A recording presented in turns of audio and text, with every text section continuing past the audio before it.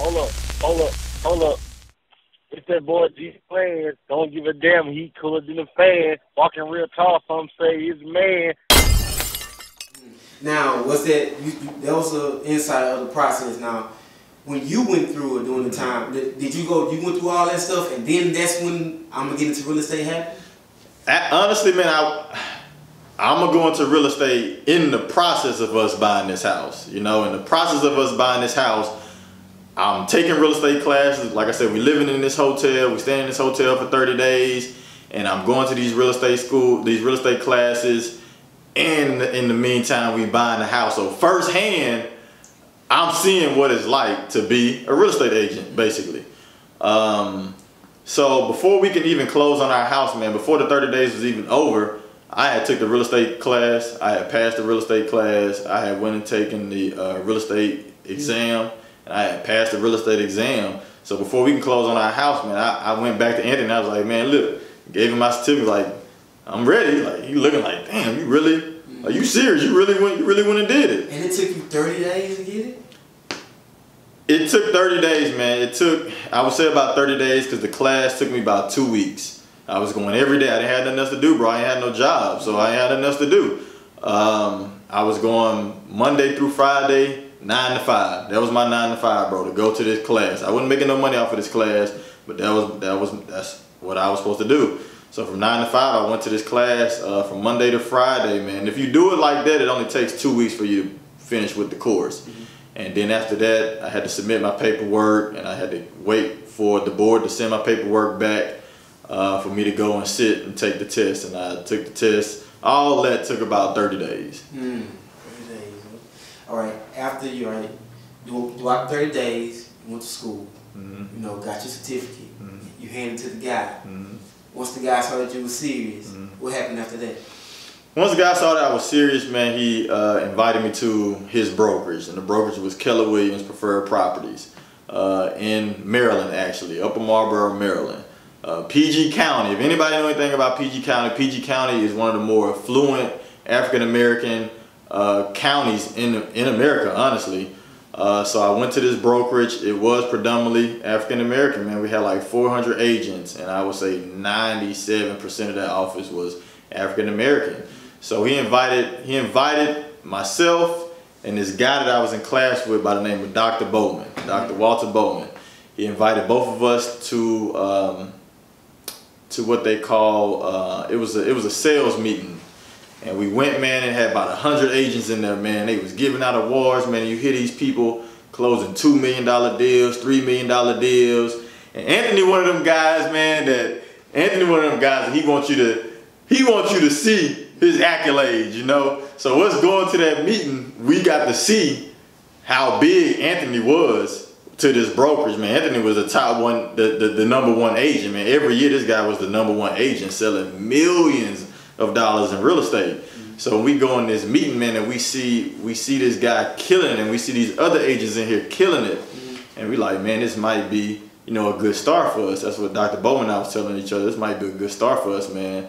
So that night we decided to, you know, talk to the brokers, negotiate a good deal. You know, I wouldn't. My first deal, man, was horrible, horrible, bro. But I knew going into business, I knew that your first deals are not going to be your best deals, man. If you want to go into it, I think all businessmen kind of go into a situation where they want to learn. So you're kind of gonna not get the best deal in the beginning. You gotta build a brand for yourself. You gotta build your stock. You got to make the people see that you are worthy and you can do this before anybody's gonna give you an increase on anything. Before anybody's gonna think about giving you a higher deal that you're trying to negotiate. So I went in with a not so good deal, man. I really wasn't bringing home a lot of money, but I want to ask you this: like, what was that first check like after your first house you ever sold while you was working? What was that first check, that first commission check like? Man, I know, man, that's crazy. You don't have to say the amount. I'm trying to even think back that far. It was about 4 years ago, man. So y'all know he hundreds of commissions ago. Y'all know he getting money. I can't remember what check. I do remember this. I will tell you this. The most important check to me was the check that my wife gave me to do real estate school, man, honestly, because like I said, I only had $2 in my account, bro. I couldn't even afford to take this real estate class. So my wife had to invest. I would say my wife invested that $250 into me for me to take that course, bro, because she believed in me. She knew that I wanted more for myself. She just saw the vision in me and she invested in me. So that's the check that I always remember. That's the most important check to me. But that first commission, man, I kind of do remember it was, I don't remember the price. I really don't remember the number. But when I got it, it was like, damn, I finally did it. You know, I made something out of this. I can do this. I can be successful at this. And I just took that check, man. I invested it back into myself and kept it going. Yeah, I want to say this too, man. Like, all right, from an investor standpoint, we talked about the buyers who bought a house. From an investor standpoint, I was told, like, real estate, if you want to accumulate good wealth, I don't know how fast, but I was told that real estate is the way to go. Now, I don't know. I'm pretty sure the DC market was way better than where you are now. I'm not gonna say better. Oh. I'll say different. I'm not gonna say better. It was different. Yeah. Like for anybody who watching this and they see how you look, like, man, Jerry, I saw you interview with Mario, got fly. I want to be that way. How can I get in? Like, from an investor standpoint, like, what are some of the beginner steps they can take? Man, it is so many ways to make money in real estate, man. And that's why 97% of the wealthy start with real estate. All your big top guys, Donald Trump. I know we don't really talk too much about the guy, but Donald Trump, real estate mogul. Warren Buffett, real estate mogul. The guys that we were talking about before we started, Ty Lopez, Grant Cardone, all those guys started investing in real estate. So it's so many ways to get into it, man. We'll be talking for days about how you can get into investing. But, you know, a lot of people like to start off with multiple rental properties. A lot of people like to invest in flips. A lot of people like to wholesale real estate. So it's so many different ways that you can invest in it. It's honestly going to be a case-by-case scenario because everybody wants to do something kind of different.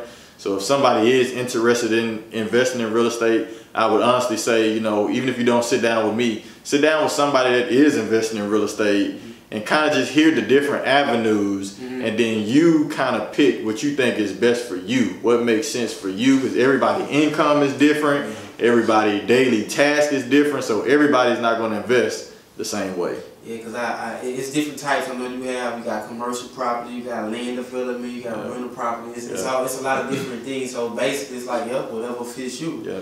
You know what I'm saying? And I was told, like, you know, it's all about location when it comes to property. Like, that's like one of the most important things. Like, is that really that true? Like, yeah, man, that's very, very, very, very accurate, man. Selling real estate in DC, so I was licensed in DC, Maryland, and Virginia, the whole DMV. So selling real estate up there was that's why I'm saying it's not, I wouldn't say it's better. I know it's competitive. It's very competitive. It's very, very difficult for you to get your foot in the market. It's very difficult for you to even get into the luxury market. I mean, when I got into real estate, my main goal was to sell luxury real estate, man. I used to watch this show, $1 Million Listings, all the time. It's my favorite show. And I'm like, man, these guys selling. You see them commissions roll at the bottom of that screen? Like, what? Just made $30,000, $40,000, $6,000 off $1 million deal. I'm like, man, I need to get my foot in the luxury market. So after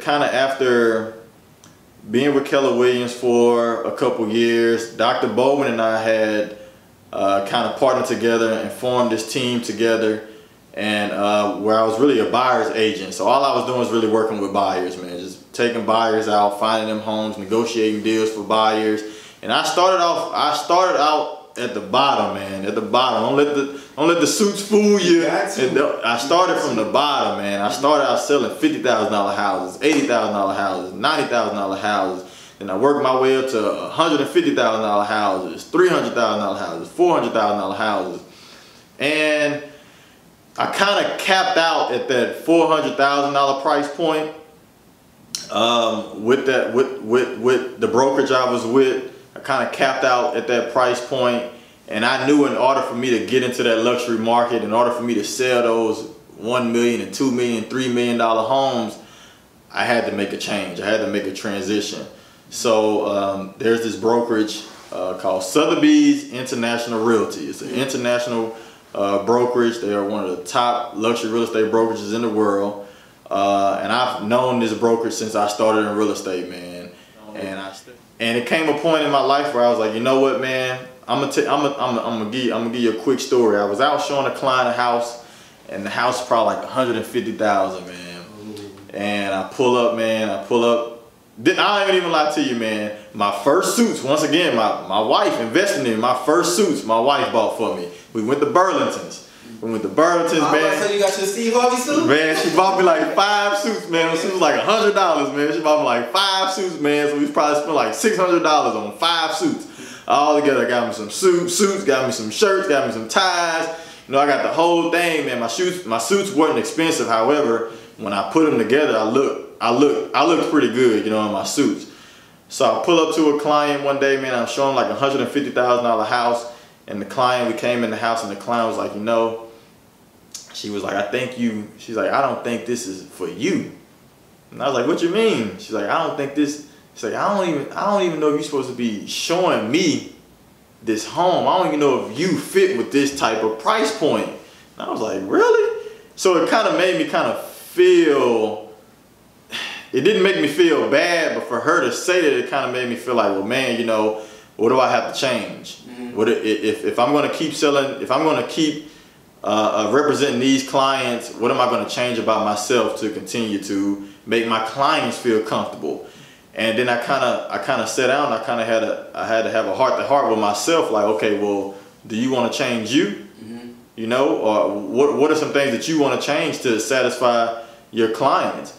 And I said, you know what? At that point, I'm still finding myself. I'm still trying to figure out what type of businessman I am, what routes I want to take in real estate. I'm like, you know what? I don't really want to change me. I don't want to change my appearance. I don't want to change how I am. If anything, I need to. If anything, I need to go a little bit higher then, you know, no disrespect to that price point at all. However, for her to say that, it made me think. And I said, well, if I want to continue to dress like this, if I want to continue to, if I want to reach that goal of selling those luxury homes, then I'm going to have to step my game up. And that's what made me be more intrigued with this company named Sotheby's. Sotheby's is a company that you don't necessarily call them, they call you. They look at your track record, they look at your numbers, and they call you up and they negotiate, they call you in, they negotiate a deal with you, and you're able to start selling real estate with that brokerage. Wow. So I didn't wait on that opportunity, man. I didn't wait on nobody to call me.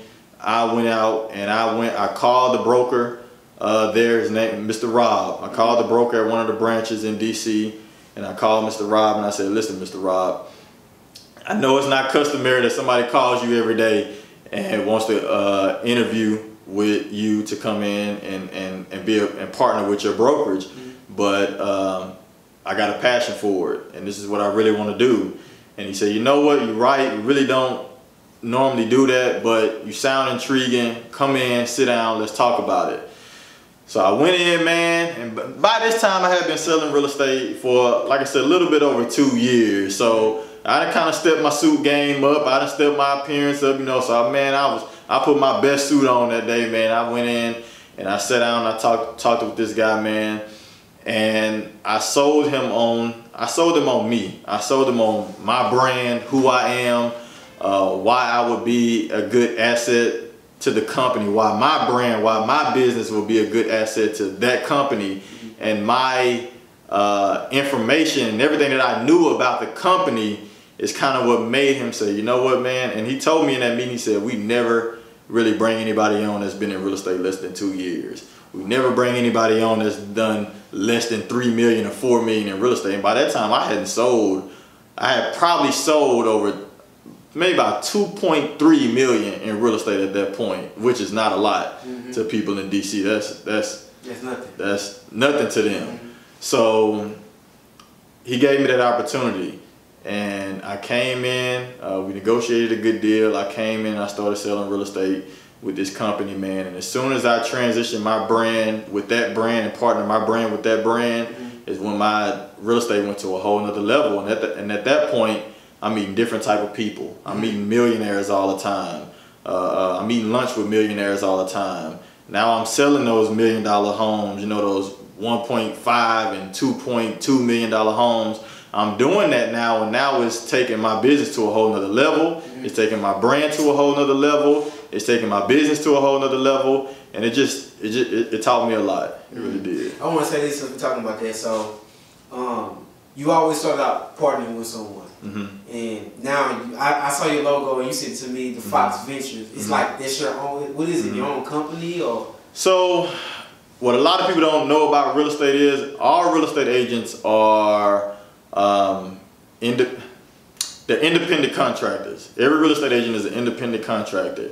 It's up to you to run it's up to you to run it as a business, right? The brokerage that you're with is just it's a brokerage that your company partners with, right? Dr. Bowman always taught me to run my real estate business as a business. Man, Dr. Bowman, like I said, Dr. Bowman was a mentor for me. Dr. Bowman was a mentor that I never had. He taught me everything about real estate. He taught me everything about being a businessman, right? I mean, I really had a guy that was older than me, that had been in the game, that had sold. He was an investor. He had invested millions of dollars in real estate, so he really understood this. So this guy went with me to real estate school. I met him in real estate school. So when we got out of real estate school, we had built a relationship to where it was like, man, I don't know anybody else here other than Anthony, but man, you've been with me since day one, and you've been teaching me since day one. I kind of want to learn from you. I want you to mentor me. So he taught me everything, man. He taught me about branding. He taught me about how important it is to have a logo. He taught me how important it was to, you know, put your brand out there, put your logo out there, make something for you. You know what I'm saying? Even though your brand is going to be attached to another brand, which is the brokerage, which was Keller Williams at that time, your brand is going to be attached to another brand, but you always want to make your own brand. You always want to set yourself aside from the other brand, right? Yeah. So once I learned that, I started my first LLC in the DC area, man. I started my first company there, and I named it after my kids. I named the company after my kids, and then when my wife and I moved away from DC back here, I started another LLC.